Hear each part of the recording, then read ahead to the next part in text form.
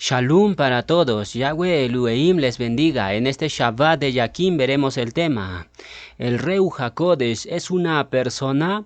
Los trinitarios enseñan que el Ruach HaKodesh es una persona literal, porque en el Brit Hadashah se aplican características de una persona, como por ejemplo el intelecto, las emociones y la voluntad. Ese argumento trinitario es de lo más falso, porque si esa doctrina sería cierta, entonces los árboles son personas literales, pues el Tanaj dice que los cipreses y los cedros dan palmas de alegría y hablan. Ishaya 14:8. El Tanaj dice también que la sabiduría clama en las calles, Proverbios 1:20. Sin embargo, ni los árboles ni la sabiduría son personas literales. Este estilo literario es muy común en la escritura y se llama la personificación, es decir, aplicar cualidades personales a cosas que no son literales. Esto es exactamente lo mismo que sucede con el Ruach HaKodesh del Padre y con el Ruach HaKodesh del Hijo. Se le aplican cualidades personales, se les personifica, pero eso no significa que el Ruach HaKodesh sea una tercera persona celestial. Por lo tanto, ese argumento trinitario de que el Ruach HaKodesh es una persona viene del abismo, por la sencilla razón de que en toda la escritura al Ruach HaKodesh se le llama el Ruach de Elohim, es decir, es algo que Yahweh Elohim tiene, no que el Ruach HaKodesh sea una tercera persona. Este Ruach de Yahweh es sencillamente el poder o energía del Padre y también del Hijo. Recuerden que el nombre de Yahweh es un nombre compartido entre el Padre y el Hijo. Ambos se llaman Yahweh. Esto fue una pequeña introducción. Ahora vamos a examinar este tema a la aur de las Escrituras. Que pase el primer verso. Primera de Corintios 2 del 10 al 12 nos dice: pero Elohim nos la reveló a nosotros por el Ruach, porque el Ruach todo lo escudriña aún lo profundo de Elohim, porque ¿quién de los hombres sabe las cosas del hombre, sino el Ruach del hombre que está en él? Así tampoco nadie conoció las cosas de Elohim, sino el Ruach de Elohim, y nosotros no hemos recibido el Ruach del mundo, sino el Ruach que proviene de Elohim, para que sepamos lo que Elohim nos ha concedido. Observe esas palabras de Shaulo. Él dijo que el Ruach de Elohim todo lo escudriña, ya que se trata de la energía o poder de Yahweh Elohim, y obviamente su energía lo escudriña todo y lo sabe todo. Después Shaulo mencionó el Ruach del hombre que está en él, es decir, el Ruach del hombre no es el hombre, sino algo que está dentro del hombre. Es la energía o aliento de vida que está dentro del hombre y que hace vivir al hombre. Bereshit 2:7. Esto es crucial que usted lo entienda.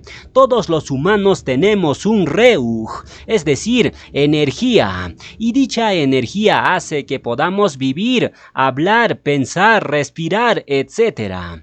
Esta energía que está dentro de nosotros no es una persona humana que está dentro de nosotros, sino que es una fuerza procedente de Yahweh que nos hace estar vivos. La persona es el alma o nefesh viviente, y el Ruach es la energía que da vida a ese alma viviente. Esta es la enseñanza escritural, tal y como aparece en Bereshit 2:7. Observe seguidamente que Shaulo comparó al Reuj del hombre con el Reuj de Elohim, es decir, el Reuj de Yahweh Elohim es algo que Yahweh tiene dentro de él, es su energía. De ninguna manera se trata de una tercera persona celestial, sino de la energía o poder que tiene el Padre y también el Hijo. Ahora bien, en el verso 12 Shaulo mencionó el Reuj del mundo, en contraste con el Reuj de Elohim, y esto destroza esa doctrina falsa trinitaria de que el Reuj HaKodesh es una tercera persona, porque el Reuj del mundo no es una persona literal, sino la fuerza o energía satánica que impera en el mundo. Por lo tanto, el Reuj de Yahweh tampoco es una persona literal, sino la energía o poder procedente de Elohim. Cuando mencionamos el Reuj de Elohim, estamos mencionando dos Reujim, el Reuj del Padre y el Reuj del Hijo. Son dos Reujim los que crearon todo el universo. Esa doctrina de que el Padre y el Hijo están unidos por un tercero, que los trinitarios llaman Espíritu Santo, es una blasfemia sacada del mismo abismo. Solo existen dos poderosos o Elue en el cielo, el Padre y el Hijo, y ambos tienen su propio Reuj HaKodesh. ¿Por qué se le llama Reuj HaKodesh? Porque tanto el Reuj del Padre como del Hijo, ambos Reujim son apartados o separados. Por eso los serafines cantaban a Yahweh diciendo: Kadush, Kadush, Kadush. 3 veces apartado es Yahweh Elohim. Por tanto, solo existen dos Reuj HaKodesh, el Reuj HaKodesh del Padre y el Reuj HaKodesh del Hijo. Por eso en el Tanaj aparece muchas veces la frase el Reuj de Elohim, y el plural Elohim hace referencia al Padre y al Hijo juntos. Por ejemplo, en Bereshit 1:2 dice: el Reuj de Elohim se movía sobre las aguas. Ahí aparece el plural Elohim, porque era el Padre y el Hijo, creando todo lo que existe. Por tanto, la frase el Reuj de Elohim hace referencia a dos Reujim, al Reuj HaKodesh del Padre y al Reuj HaKodesh del Hijo. Son dos Reujim los que crearon el universo. ¿Dónde está el tercero? No existe. El Tanaj simplemente desde Bereshit hasta Revelaciones solo habla de dos poderosos o Elue, el Padre y el Hijo, y ambos son Reuj. Yohanan 4:24 nos dice claramente: Yahweh es Reuj, y los que le sirven en Reuj y en verdad es necesario que sirvan. Yahweh el Padre es Reuj, y Yahweh el Hijo es Reuj. Son dos Reujim. ¿Dónde está el tercero? No existe la tercera persona, pero estos trinitarios quieren hacer creer a la gente que existe una tercera persona, porque según ellos, el Reuj HaKodesh tiene emociones, y para sustentar ese engaño satánico usan el siguiente verso.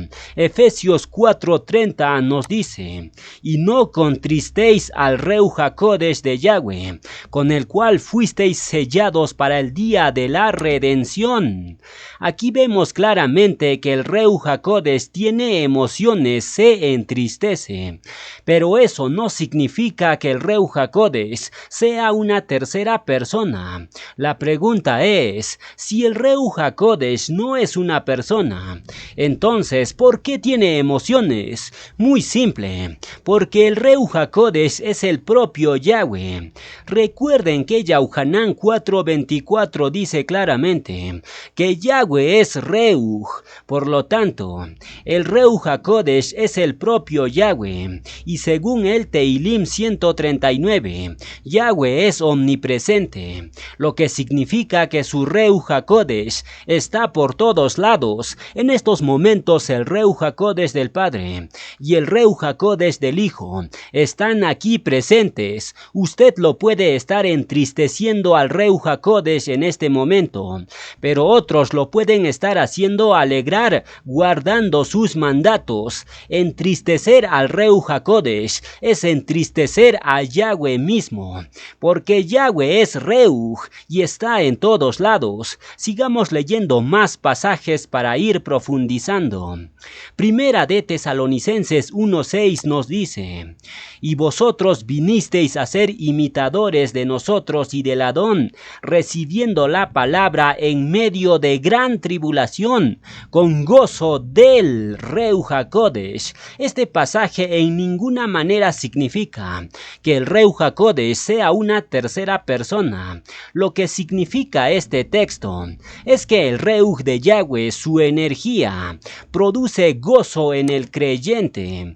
Ahora observe la frase, gozo del Ruach HaKodesh. La palabra del indica procedencia. Por ejemplo, si yo digo el gozo del creyente, no estoy diciendo que el gozo sea una persona, sino que hay gozo procedente de esa persona.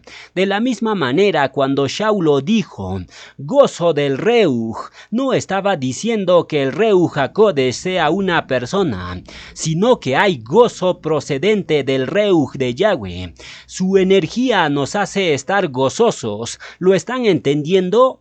Entonces, entristecer al Ruach HaKodesh es lo mismo que entristecer a Yahweh, porque se trata del Reuj o poder de Yahweh. Ahora bien, si alguien se atreve a decir que el Reuj de Yahweh no es la fuerza o poder de Yahweh, está llamando mentiroso al propio Yahshua, pues él enseñó claramente que el Reuj HaKodesh es el poder del Padre. Vamos a leerlo. Lucas 24:49 nos dice: he aquí, yo enviaré la promesa de mi Padre sobre vosotros, pero quedaos vosotros en la ciudad de Jerusalén hasta que seáis investidos de poder desde lo alto. Ese poder desde lo alto se refiere al Ruach HaKodesh, con el cual fueron investidos los discípulos de Yahshua en Shavuot. Yahshua fue bien claro, lo llamó el poder desde lo alto, el poder. Y el poder o energía no es una persona literal. Por lo tanto, los herejes que enseñan que el Reuj de Yahweh no es la energía o poder están engañando. Exactamente lo mismo enseñó el Malaj Gabriel. Lucas 1:35 nos dice: respondiendo el Malaj le dijo: el Reuj HaKodesh vendrá sobre ti, Miriam, y el poder del Altísimo te cubrirá con su sombra, por lo cual también el Kadush ser que nacerá será llamado hijo de Elue. Observe que el Malaj lo llamó primero el Reuj HaKodesh y seguidamente lo llamó el poder del Altísimo. Es decir, lo que el Malaj dijo es que el Reuj HaKodesh es el poder de Elue. La pregunta es, ¿de quién era ese Reuj HaKodesh que vino sobre Miriam? ¿Era del Padre o era del Hijo? Era el Reuj HaKodesh del Hijo. Ahí literalmente Yahweh el Hijo se hizo carne en el vientre de Miriam. No era el Reuj HaKodesh del Padre el que se hizo carne. Muchos enseñan que era el Reuj del Padre el que vino sobre Miriam y engendró al Mashiach, pero esa doctrina corresponde al unitarismo, y el unitarismo dice que el Padre creó al Hijo en el vientre de Miriam, y antes de ese suceso, el Mashiach no existía al lado del Padre. Pero ya demostramos con la enseñanza anterior que esa doctrina del unitarismo es una doctrina de demonios. Por otro lado, otra doctrina del abismo dice que el Padre se hizo carne. Eso se llama unicismo. Eso también es una doctrina de demonios. el unicismo dice que el Padre es el mismo Hijo, y por ende, el Ruach HaKodesh del Padre vino sobre Miriam y se hizo carne en la forma del Hijo. ¡Qué mentira más grande del diablo! Si el Padre es el mismo Hijo, entonces, ¿por qué el Hijo hacía plegaria levantando sus ojos al cielo? ¿A quién le estaba hablando? Obviamente Yahshua no estaba levantando la mirada hacia un malaj, sino el Hijo hacía plegaria a su Padre, que estaba en el cielo. Por ende, la doctrina del unicismo y el unitarismo son totalmente diabólicos. En consecuencia, el Ruach HaKodesh que vino sobre Miriam y se hizo carne era el Ruach HaKodesh del Hijo, no era el Ruach HaKodesh del Padre. El Padre simplemente envió a su Hijo Yahweh de los ejércitos, el cual se hizo carne en el vientre de Miriam. Esa es la auténtica doctrina que enseña la Escritura. Sigamos leyendo más versos. Hechos 13:2 nos dice: ministrando estos al Adón y ayunando, dijo el Ruach HaKodesh: apartadme a Bernabé y a Saulo para la obra que los he llamado. En ese pasaje se dice que el Ruach HaKodesh habló, pero esto en ninguna manera significa que sea una tercera persona.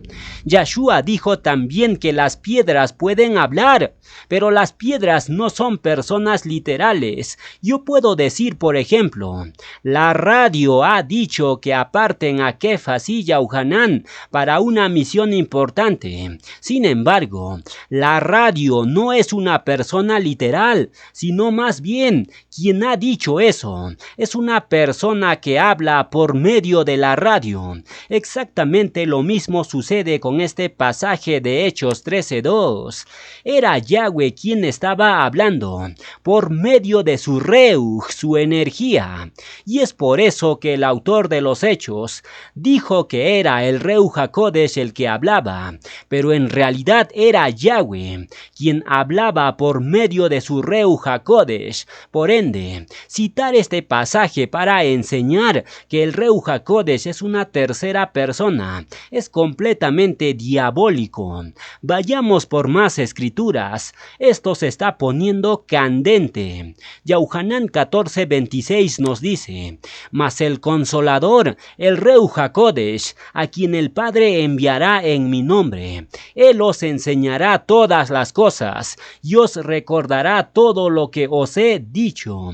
Ese pasaje tampoco enseña por ninguna parte que el Ruach HaKodesh sea una tercera persona. Lo que dijo Yahshua en ese pasaje es que el Ruach de Yahweh consuela, y efectivamente así es. El poder o energía de Yahweh consuela a los creyentes. El hecho de que el Ruach HaKodesh consuele no significa que sea una tercera persona.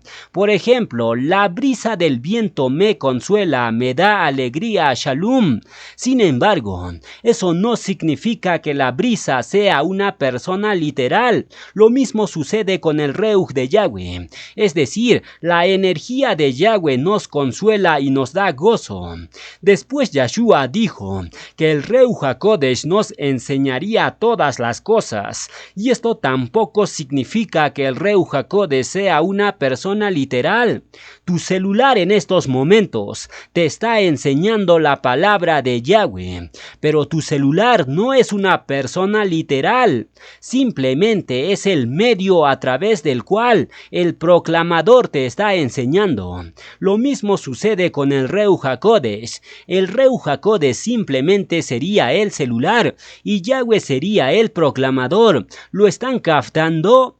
Yohanan 14 del 16 al 17 nos dice: y yo rogaré al Padre y os dará otro consolador, Paracletos, para que esté con vosotros para siempre, el Ruach de verdad, al cual el mundo no puede recibir porque no le ve ni le conoce, pero vosotros le conocéis porque mora con vosotros y estará en vosotros.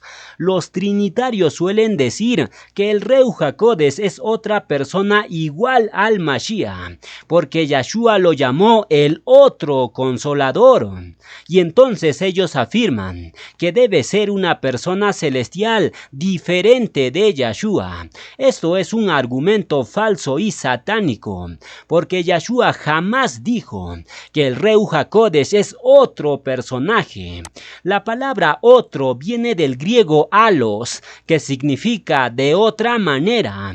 Es decir, no es otro personaje, sino es el propio Ruach HaKodesh de Yahshua, quien te va a consolar de otra manera. Ahora bien, la palabra griega que aparece en este pasaje es parakletos, que se traduce como consolador o ayudante. Pues bien, esta palabra parakletos es de género masculino, y parakletos hace referencia al Ruach HaKodesh de Yahshua, lo que significa que el Ruach HaKodesh es de género masculino, no es de género femenino como muchos lo enseñan. Muchos dicen que el Ruach HaKodesh tiene características femeninas, pero eso es un engaño de Hashatán. Aquí claramente vemos que parakletos es de género masculino. ¿Por qué es masculino? Porque Yahshua, que es un Reuj, es varón de guerra. Por tanto, el Ruach HaKodesh del Hijo es de género masculino. Y lo mismo sucede con el Ruach HaKodesh del Padre. También es masculino, porque Yahshua es la imagen del Padre. Finalmente, ya casi para finalizar, vamos a examinar la blasfemia contra el Ruach HaKodesh. Matías 12 del 24 al 32 nos dice: mas los fariseos al oírlo decían: este no echa fuera los demonios sino por Belzebú, príncipe de los demonios. Sabiendo Yahshua los pensares de ellos, les dijo: todo reino dividido contra sí mismo es asolado, y toda ciudad o casa dividida contra sí misma no permanecerá. Y si Hashatán echa fuera a Hashatán, contra sí mismo está dividido. ¿Cómo pues permanecerá su reino? Y si yo echo fuera los demonios por Belzebú, ¿por quién los echan vuestros hijos? Por tanto, ellos serán vuestros jueces. Pero si yo por el Reuj de Elúe echo fuera los demonios, ciertamente ha llegado a vosotros el reino de Elúe. Porque ¿cómo puede alguno entrar en la casa del hombre fuerte y saquear sus bienes si primero no le ata? Y entonces podrá saquear su casa. El que no es conmigo, contra mí es, y el que conmigo no recoge, desparrama. Por tanto os digo, toda transgresión y blasfemia será perdonado a los hombres, mas la blasfemia contra el Reuj no le será perdonada. A cualquiera que dijere alguna palabra contra el Hijo del Hombre, le será perdonado. Pero al que hable contra el Ruach HaKodesh, no le será perdonado, ni en este siglo ni en el venidero. Observe bien este pasaje. Los fariseos acusaban falsamente a Yahshua de expulsar los demonios por Belzebú, príncipe de los demonios. Luego Yahshua dijo que él expulsaba los demonios por el Ruach HaKodesh de su padre. En otra versión paralela se dice, Lucas 11:20, mas si por el dedo de Elúe echo yo fuera los demonios, ciertamente el reino de Elúe ha llegado a vosotros. La frase, el dedo de Elúe, se refiere a un hebraísmo que indica el poder del Padre, su autoridad. Observe que en la versión de Matías dice que Yahshua los expulsaba por el Reuj del Elúe Padre, y en la versión de Lucas se dice que los expulsaba por el dedo del Elúe Padre, lo cual demuestra de forma irrefutable que el Ruach HaKodesh del Padre no es una tercera persona, sino el poder del Elúe Padre. Yahshua no expulsaba demonios por el poder de una supuesta tercera persona, sino por el poder del Padre Celestial. Por lo tanto, la Trinidad es una patraña diabólica, sacada del mismo abismo. Seguidamente, Yeshua acusó a esos fariseos de que estaban blasfemando contra el Ruach HaKodesh del Padre. Es decir, ellos estaban hablando en contra del poder del Padre, y por lo tanto, ellos no tendrían perdón ni en este siglo ni en el venidero. Por consiguiente, el texto es más claro que el agua pura. La blasfemia contra el Ruach HaKodesh del Padre consiste en negar el poder del Padre y atribuírselo al diablo. ¿Se dan cuenta? El Ruach HaKodesh está asociado siempre al poder. Por eso es que Yeshua dijo en Hechos 1:8, pero recibiréis poder cuando haya venido sobre vosotros el Ruach HaKodesh. Los discípulos recibieron poder cuando vino el Ruach HaKodesh del Padre y el Ruach HaKodesh del Hijo. Ese día en Shavuot fueron investidos con una doble porción de poder. Por ende, recibir el poder de Yahweh Elohim es lo mismo que recibir el Ruach HaKodesh de ambos. Zecarías 4:6 nos dice, entonces respondió y me habló diciendo, esta es la palabra de Yahweh a Zorobabel, que dice, no con ejército ni con fuerza, sino con mi Reuj, ha dicho Yahweh de los ejércitos. Ese verso claramente está hablando del poder de Yahweh. El texto dice, no con ejército ni con fuerza, sino con mi Reuj. Ahí está el poder de Yahweh en su Reuj. Por lo tanto, queda demostrado que el Ruach HaKodesh de Yahweh hace referencia en primera instancia a su poder y en segunda instancia hace referencia a su omnipresencia. Leamos el texto de respaldo. Tehilim 139 del 7 al 10 nos dice, ¿a dónde me iré de tu Reuj? ¿Y a dónde huiré de tu presencia? Si subiere a los cielos, allí estás tú. Y si en el Sheol hiciere mi estrado, he aquí allí tú estás. Si tomare las alas del alba, y habitare en el extremo del mar, aún allí me guiará tu mano y me asirá tu diestra. Fíjense que el Tehilim asocia el Reuj de Yahweh con su presencia, y dicha presencia está en todos lados. Así te encuentres en el cielo o te encuentres en el Sheol, nadie puede escaparse de la presencia de Yahweh. Por ende, el Ruach HaKodesh es la omnipresencia de Yahweh el Padre y también de Yahweh el Hijo. Ambos tienen su propio Ruach HaKodesh, es decir, el Padre y el Hijo son omnipresentes. Por tanto, en resumen decimos lo siguiente: el Ruach HaKodesh es el poder y la omnipresencia de Yahweh. No es una tercera persona, como lo enseñan estos trinitarios. Repito, el Ruach HaKodesh es el poder y la omnipresencia de Yahweh. En consecuencia, tener el Ruach HaKodesh de Yahweh es sinónimo de poder y valentía, no de cobardía. Segunda de Timoteo 1:7, porque no nos ha dado Yahweh Reuj de cobardía, sino de poder, de aevá y de dominio propio. Pero recibiréis poder cuando haya venido sobre vosotros el Ruach HaKodesh, y me seréis testigos en Jerusalén, en Yehudá, en Samaria, y hasta lo último de la tierra.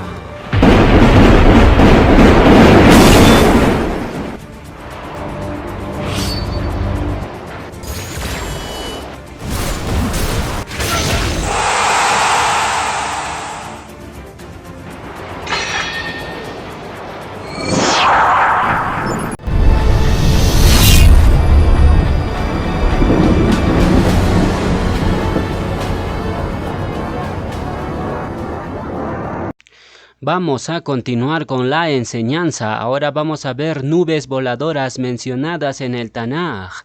El Adón Yeshua dijo que él vendría del cielo a la tierra, dentro de una nube que vuela. Vamos a leer el texto. Lucas 21:27 nos dice: entonces verán al Hijo del Hombre, que vendrá en una nube con poder y gran cabut, El siguiente texto nos da más detalles. Hechos 1 del 9 al 11 nos dice: y habiendo dicho estas cosas, viéndolo ellos, Yahshua fue alzado, y le recibió una nube que le ocultó de sus ojos, y estando ellos con los ojos puestos en el cielo, entre tanto que él se iba, he aquí se pusieron junto a ellos dos varones con vestiduras blancas, los cuales también les dijeron: varones galileos, ¿por qué estáis mirando al cielo? Este mismo Yahshua, que ha sido tomado de vosotros al cielo, así vendrá como le habéis visto ir al cielo. Yahshua se fue al cielo dentro de ese tipo de nube voladora y volverá del cielo de la misma forma que se fue. Observe que el texto de Hechos dice que una nube lo recibió, es decir, Yahshua entró dentro de esa nube, que no es otro que una nave espacial muy avanzada. Dentro de un momento lo entenderán, y fíjense que el texto dice más abajo que Yahshua volverá de la misma forma que se fue, es decir, volverá en la misma nave voladora en que fue recibido hace 2000 años atrás. En Matillá 16:27 se menciona lo siguiente: porque el Hijo del Hombre vendrá en la kabut de su Padre con sus malakim, es decir, Yahshua vendrá en una nube voladora y vendrá acompañado de muchas otras nubes voladoras, dentro de las cuales estarán sus malakim. Esto de las nubes voladoras les parece ciencia ficción, pero conforme vayamos avanzando en la enseñanza lo entenderán. Yahweh tiene miles de carros voladores, a los cuales llama nubes. Fíjense muy bien lo que dice el siguiente texto. Tehilim 104:3 nos dice que establece sus aposentos entre las aguas, el que pone las nubes por su carroza, el que anda sobre las alas del viento. Como pueden ver, Yahweh Elohim tiene carros voladores, a los cuales llama nubes. Y fíjense lo que dice el siguiente texto.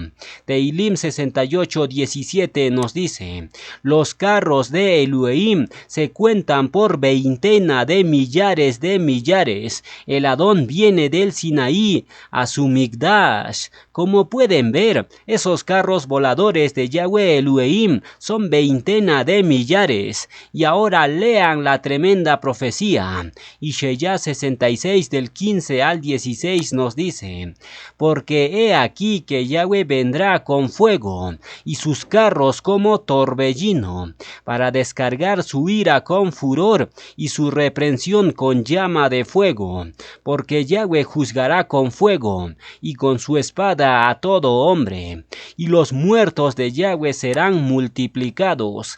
Esa profecía dice bien clarito que el mismísimo Adón Yahweh vendrá del cielo con fuego y sus carros como torbellino, indicando así que esos carros voladores de Yahweh vendrán del cielo rápido como un torbellino.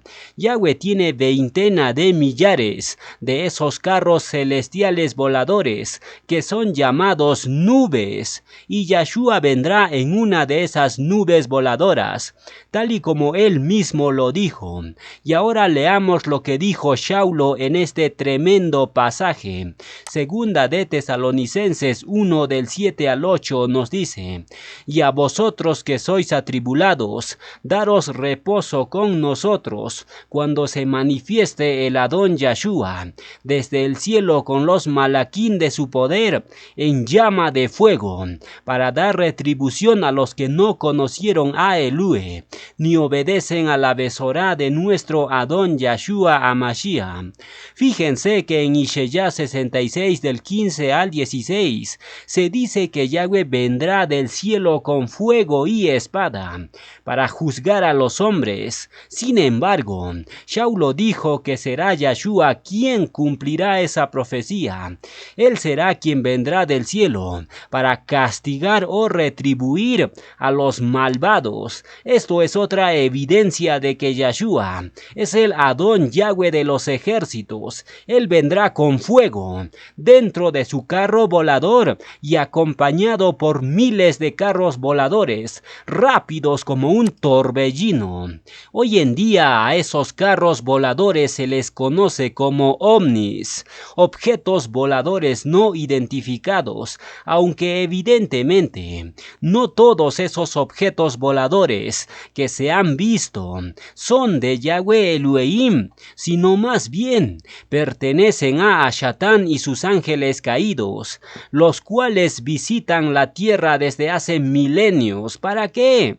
Para engañar al mundo y secuestrar personas y luego matarlos. Sigamos investigando un poco más acerca de las nubes o carros voladores de Yahweh. En el libro de Shemot se menciona claramente este tipo de nubes o carros voladores procedentes del cielo y que no tiene nada que ver con nubes normales de vapor de agua. La escritura menciona la columna de nube que de noche se convertía en una columna o cilindro de fuego gigante. Recordemos que una columna tiene forma de cilindro. En la imagen se muestra cómo era esa gigantesca columna o cilindro de nube que se desplazaba por el aire, protegiendo al pueblo de Yasharel. Leamos ahora algunos pasajes que hablan de esa columna de nube voladora y los vamos a ir examinando y comentando uno por uno. Shemot 13:21 nos dice: y Yahweh iba delante de ellos de día en una columna de nube para guiarlos por el camino, y de noche en una columna de fuego para alumbrarles, a fin de que anduviesen de día y de noche. Ese pasaje es bien claro. Era Yahweh quien iba dentro de esa nave voladora en forma de columna de nube. Esa nave voladora guiaba al pueblo de Yasharel de día y de noche. De día esa nave era de color gris o blanca como una nube, y de noche se iluminaba como si fuera un foco para alumbrar al pueblo de Yasharel. Como pueden ver, este gigantesco objeto volador en forma de cilindro no tiene nada que ver con una nube de vapor de agua normal, sino que era un carro volador de Yahweh. El Teilim 104:3 dice claramente: Yahweh hace de las nubes su carroza. Sigamos leyendo más textos. Shemot 19:9 nos dice: entonces Yahweh dijo a Moshe: he aquí yo vengo a ti en una nube espesa, para que el pueblo oiga mientras yo hablo contigo, y también para que te crean para siempre. Y Moshe refirió las palabras del pueblo a Yahweh. Ese pasaje dice bien claro que Yahweh vino a Moshe en una nube espesa, es decir, ese carro volador donde iba Yahweh se acercó a Moshe, y dicho carro volador era espeso, indicando así que era un objeto metálico y sólido. Observe atentamente que nada de esto tiene que ver con invisibilidad, sino todo lo contrario. La nube voladora era totalmente real y física. El pueblo de Yasharel podía verlo claramente, y dentro de ella iba el Adón Yahweh de los ejércitos, el cual salía de esa nave voladora y hablaba con Moshe cara a cara.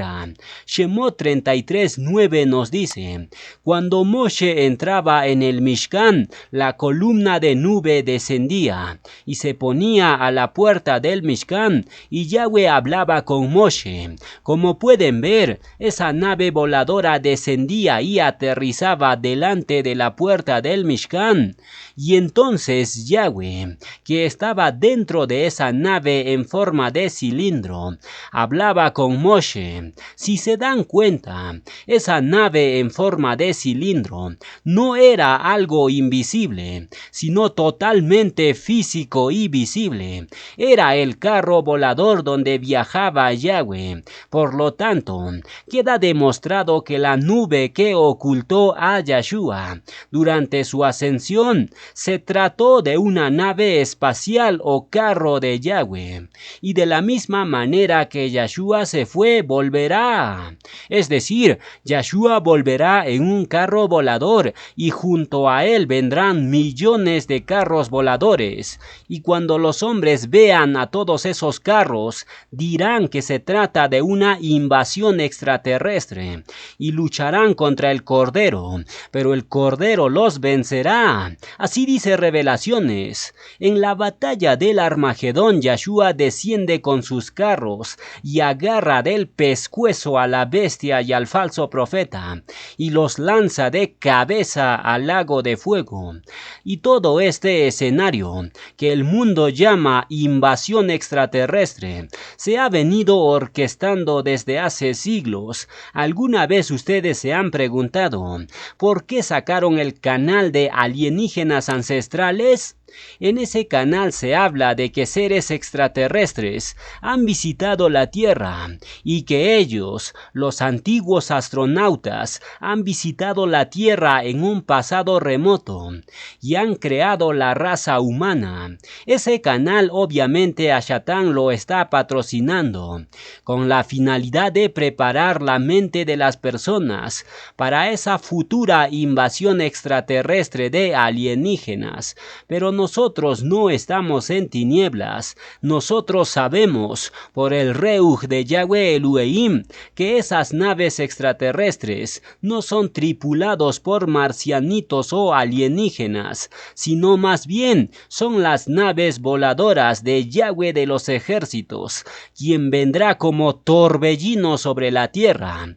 Pero antes de que eso suceda, Ashatan está preparando la mente de las personas para hacerles creer que esas naves voladoras de Yahweh son seres que vendrán para invadir la tierra y destruirla. Y para lograr ese propósito, Ashatan está usando a estos personajes como Erich von Däniken, un autor suizo que es uno de los principales defensores de la teoría de los antiguos astronautas. Däniken, en su libro de 1968, cuyo título es Las carrozas de los dioses, sugirió que ciertos artefactos y monumentos antiguos, como las líneas de Nazca en Perú o las pirámides de Egipto, eran evidencia de la intervención extraterrestre en la historia humana, y que estos antiguos astronautas fueron los responsables de transmitir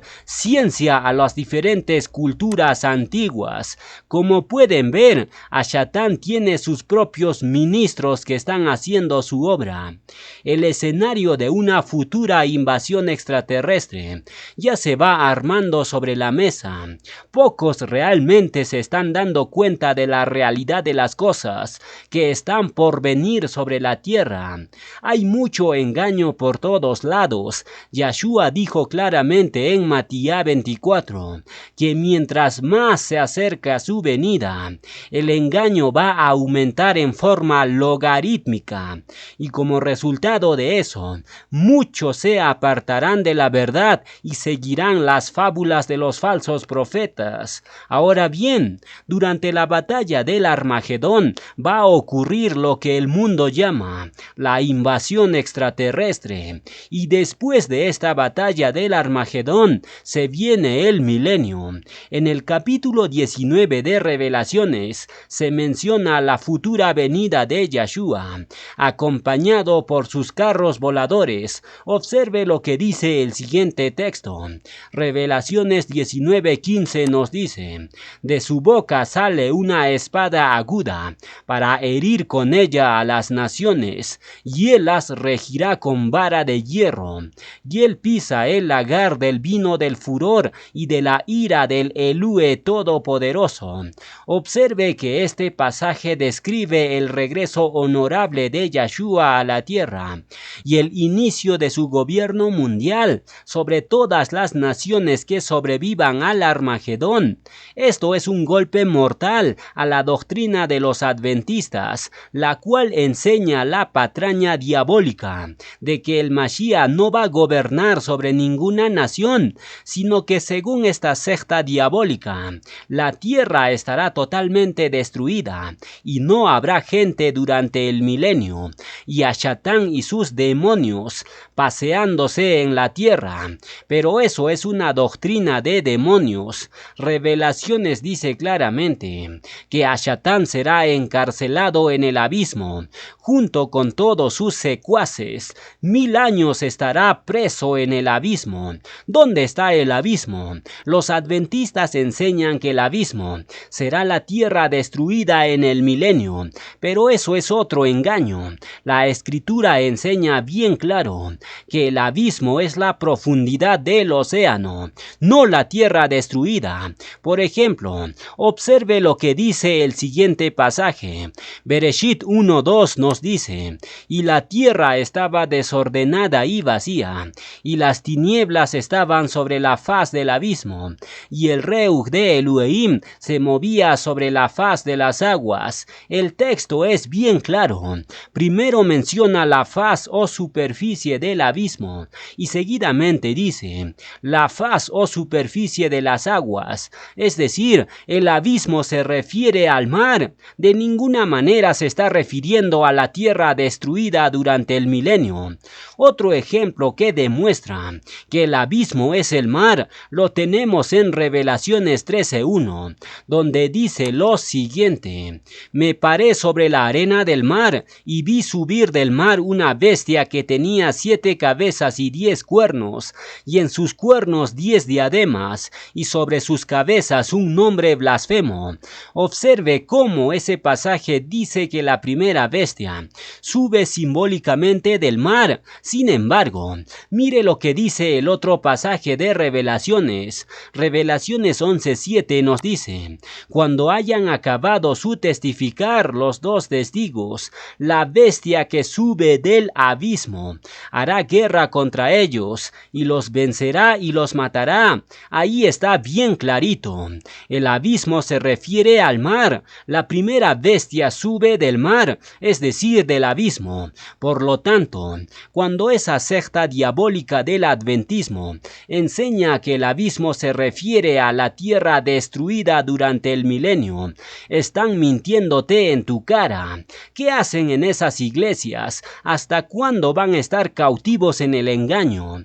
Nosotros hablamos en contra de esas religiones que a Satán creó, pero eso no significa que aborrezcamos a las personas que están cautivos allí, sino todo lo contrario. Queremos que las personas atrapadas en el adventismo conozcan la verdad y sean libres del engaño. Hay mucho pueblo de Yahweh todavía cautivo en esas iglesias de Roma. Por eso seguimos proclamando la palabra. Y hago esta aclaración porque muchos pueden pensar que por el hecho de hablar en contra de esas religiones aborrecemos a las personas que están ahí. No, es todo lo contrario. Queremos mucho a esas personas, por eso les anunciamos la palabra de Yahweh, para que sean libres de todo engaño. Ahora bien, durante el milenio la tierra de ninguna manera estará destruida y sin gente, sino todo lo contrario, estará habitada y convertida en un paraíso, y sobre ella gobernarán Yahshua y su asamblea exaltada. Por consiguiente, cuando Yahshua venga del cielo con sus carros voladores, a Satán será encerrado en algún lugar de la profundidad oceánica. De esa forma no podrá engañar a las naciones durante esos 1000 años. Al final del milenio, Yahweh soltará al diablo para probar a las naciones de la tierra. A Satán será soltado del abismo y hará lo único que sabe hacer: engañar. Durante esos 1000 años muchas personas, a pesar de vivir en un paraíso de justicia y shalom y gobernados por Yahshua, odiarán a Yahshua y no querrán vivir bajo su gobierno. Millones de personas enemigos del gobierno mundial del Mashiach se unirán entonces al diablo en un intento de destruir Jerusalén y derrocar el gobierno mundial de Yahshua. Ellos rodearán la ciudad de Jerusalén con naves de última tecnología, pero descenderá fuego del cielo y los hará chicharrón por rebeldes. ¿Cuántos de ustedes saben que en el milenio se desarrollará una tecnología 1000 veces superior a la tecnología que tenemos actualmente? La electricidad inalámbrica de Nikola Tesla será una realidad en el milenio. Electricidad gratis para todo el mundo. Los carros ya no correrán sobre el suelo, sino las pistas serán los cielos. Será un mundo totalmente próspero. Pero aún así, millones de personas se rebelarán contra Yeshua. Ahora bien, después que pase el milenio, Hashatán es lanzado al lago de fuego, y los muertos son juzgados. Y después de todo eso, Yahweh creará los cielos nuevos y la tierra nueva. Y aquí hay un detalle muy interesante. Fíjense lo que dice el siguiente verso.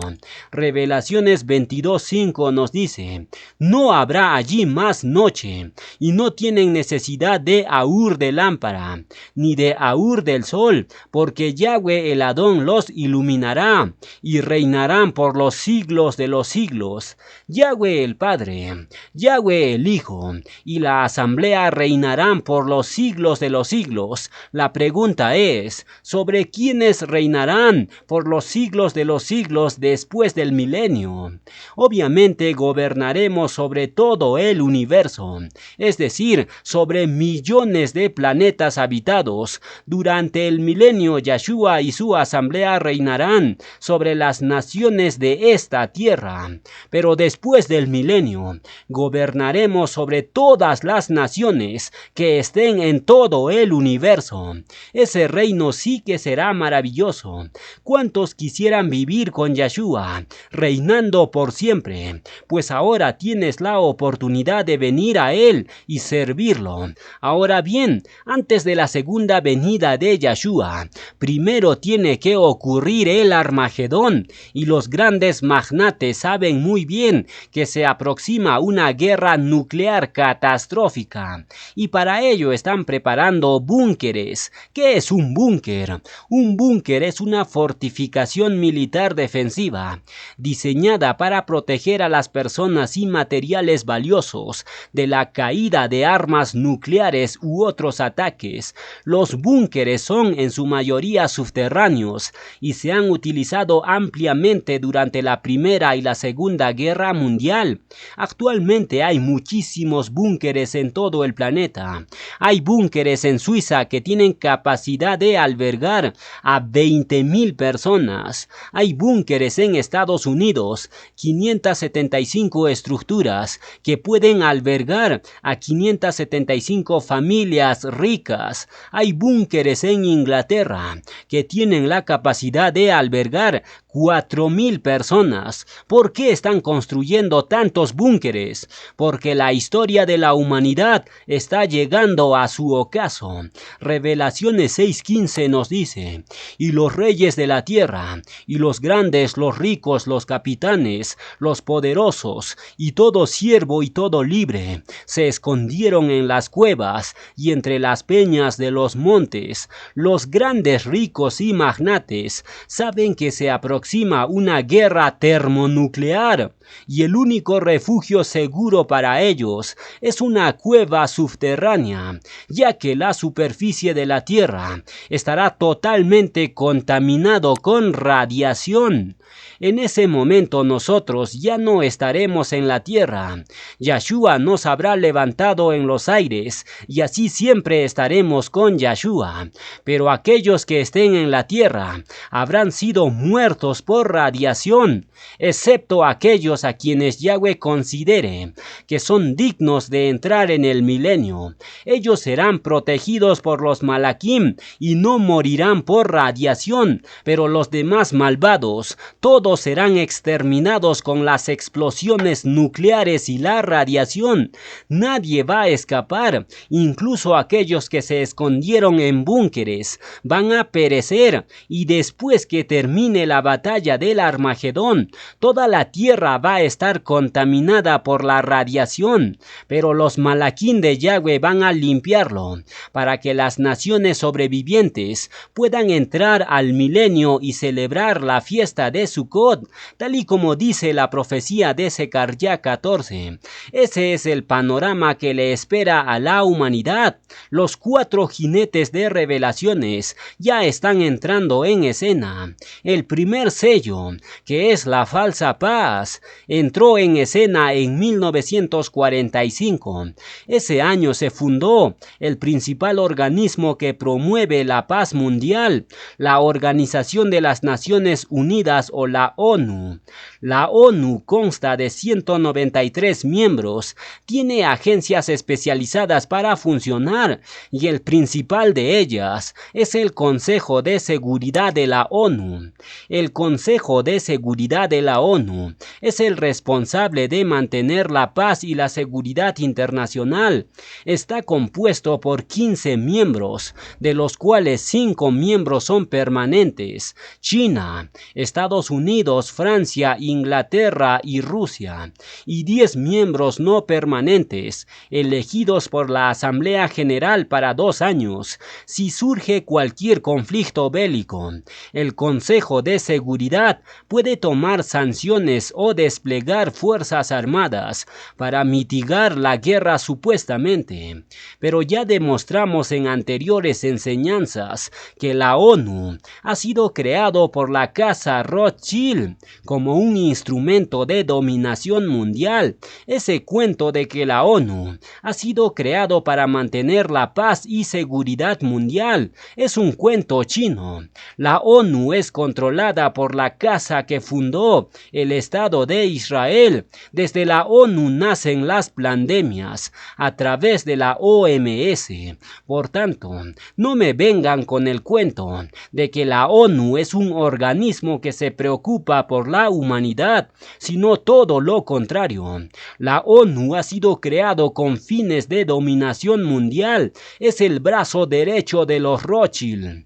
Por ejemplo, ¿quién decidió dividir la tierra de Palestina y entregarlo a los judíos sionistas? Fue la ONU. Y aquí te va un dato interesante. ¿Quiénes son los 5 grandes de la ONU? Son China, Estados Unidos, Francia, Inglaterra y Rusia. Esos 5 países representan a los 5 príncipes de los filisteos: Gaza, Ashdod, Ashkelon, Gat y Ecrón. ¿Se dan cuenta? La ONU no es lo que piensas. Los 5 príncipes de los filisteos poseían armas de guerra muy sofisticadas. El Tanaj dice que los filisteos eran diestros para trabajar el hierro y no permitían que Yasharel tuviera su propia fábrica de armas. Eso lo dice el libro de Shemuel. Y curiosamente, estos 5 grandes de la ONU son los 5 países que mejor armamento nuclear tienen. Aquí te presento un cuadro comparativo del poder bélico que poseen los 5 grandes de la ONU. Estados Unidos tiene 5.800 ojivas nucleares y Rusia tiene 6.370 ojivas, mientras que los otros 3 miembros permanentes de la ONU solo tienen menos de 400 ojivas nucleares, lo que significa que una guerra nuclear entre Rusia y Estados Unidos sería una hecatombe brutal. Prácticamente destruirían todo el planeta Tierra. 5.800 más 6.370 es igual a 12.170 ojivas nucleares. Imagínense, ¿qué sucedería si 12.170 ojivas nucleares estallarían en el planeta Tierra en estos momentos? Sería una destrucción total. Actualmente en el mundo existen aproximadamente 10.300 ciudades y para destruir una ciudad solo se requiere una bomba nuclear. ¿Y cuántas ojivas nucleares tienen Rusia y Estados Unidos juntos? Tienen 12.170 ojivas, lo que significa que si se lanzara una bomba atómica en cada ciudad del mundo, sobrarían 1.870 ojivas ojivas nucleares, es decir, solo Estados Unidos y Rusia tienen el arsenal nuclear suficiente para destruir todo el planeta Tierra, y esto sin considerar a China, Francia e Inglaterra. Y por supuesto, tampoco estamos considerando a este hijo del diablo llamado Kim Jong-un de Corea del Norte. Este presidente loco no para de hacer pruebas nucleares. Soltamos una bombita por aquí y otra por aquí. ¿Qué tal nos va con esta? Es un completo loco este presidente. Por lo tanto, nuclearmente hablando, hay suficiente arsenal nuclear para destruir el planeta entero. Si en este momento Yahweh permitiera un conflicto nuclear, sería el fin de la raza humana. Pero eso no va a suceder hasta que llegue la batalla del Armagedón. En esa batalla Yahweh dará permiso a todas las naciones para que usen su armamento nuclear, y el daño por radiación será brutal. Solo 1/3 de la humanidad va a sobrevivir y va a entrar al milenio. Los otros 2/3 van a morir fulminados por la explosión nuclear y por la radiación. Por tanto, buscad a Yahweh mientras pueda ser hallado. Llamadle en tanto que está cercano, porque he aquí que Yahweh vendrá con fuego y sus carros como torbellino, para descargar su ira con furor y su reprensión con llama de fuego. Y los reunió en el lugar que en hebreo se llama Armagedón.